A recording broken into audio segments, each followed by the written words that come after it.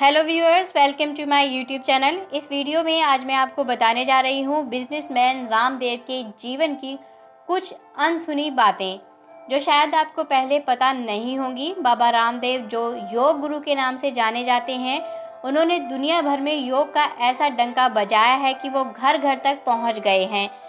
रामदेव ने योग को दुनिया तक पहुँचाया है, हर कोई उनके योग को फॉलो करता है। बाबा रामदेव ने पतंजलि नामक कंपनी को बनाया और आज के दौर में ये कंपनी भारत की सबसे बड़ी कंपनियों में से एक है। आखिर एक योगी कैसे बन गया अरबपति कारोबारी, उनके संघर्ष की कहानी क्या है, इस वीडियो में जानिए। बाबा रामदेव हरियाणा के महेंद्रगढ़ जिले के अली सैयदपुर गांव में जन्मे हैं। गरीब परिवार से होने के कारण उनकी पढ़ाई ज़्यादा नहीं हो सकी। वो अपने दोस्तों से उधार मांगकर किताबें पढ़ा करते थे। बाबा अपना ज़्यादा समय खेतों में गुजारते थे और पिता के साथ मिलकर खेतों में काम भी किया करते थे। बाबा रामदेव ने खुद बताया है कि वो पहले बहुत ही मोटे और बीमार रहते थे, जिस वजह से उनके दोस्त उन्हें चिढ़ाया करते थे।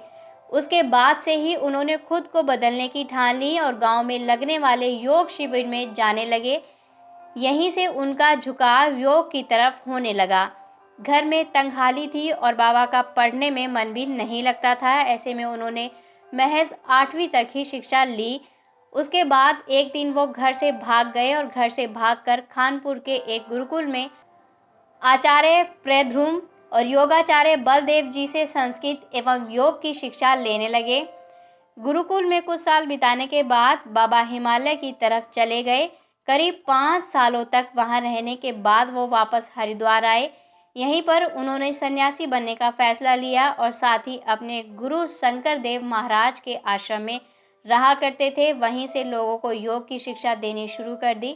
वो साइकिल पर हरिद्वार में घर से बनी हुई दवाइयाँ बेचते थे। गुरु शंकर देव की खराब तबीयत की वजह से रामदेव ने दिव्य योग ट्रस्ट को संभाला। उस दौरान वो योग शिविरों का आयोजन करते थे। इसमें उनका साथ उनके दोस्त बालकृष्ण और करमवीर ने दिया। ये दोनों आज भी रामदेव के साथ मिलकर काम कर रहे हैं। रामदेव पहले शिविर से टीवी के जरिए लोगों तक योग को पहुंचाया करते थे। उनके शिविर में बड़े बड़े नेता आने लगे, साथ ही लोगों का योग के प्रति लगाव बढ़ने लगा। धीरे धीरे उनके नाम से योग जाना जाने लगा और कई बड़ी हस्तियों ने बाबा का साथ भी दिया। रामदेव ने योग के बाद जड़ी बूटियों का कारोबार शुरू किया और धीरे धीरे इसका प्रचार प्रसार किया। बाबा ने अपने आश्रम में आयुर्वेदिक दवाइयाँ भी बनानी शुरू कर दी। रामदेव के ट्रस्ट का मकसद आम लोगों के बीच योग और आयुर्वेद के प्रयोग को लोकप्रिय बनाना था। दिव्य योग ट्रस्ट 2016 में दूसरा पतंजलि योग पीठ ट्रस्ट बना। पतंजलि योग पीठ की संपत्ति ही करीब 1000 करोड़ रुपए से ज़्यादा की बताई जाती है। इस योग में हॉस्पिटल, योग रिसर्च सेंटर, यूनिवर्सिटी और आयुर्वेदिक फार्मेसी के अलावा फूड पार्क और कॉस्मेटिक मैन्युफैक्चरिंग है। पहले रामदेव केवल जड़ी बूटियों का कारोबार करते थे, लेकिन धीरे धीरे उन्होंने पहले आयुर्वेदिक दवाइयाँ और अब बाबा रोज़मर्रा की ज़रूरत की चीज़ें बनाने लगे हैं। उनका कारोबार आज पूरे देश में धूम मचा रहा है और कई नामी कंपनियों को पीछे भी छोड़ रहा है। ऐसी ही अन्य जानकारियों के लिए आप हमारे चैनल को सब्सक्राइब ज़रूर करिएगा। Thanks for watching my video. Have a good day.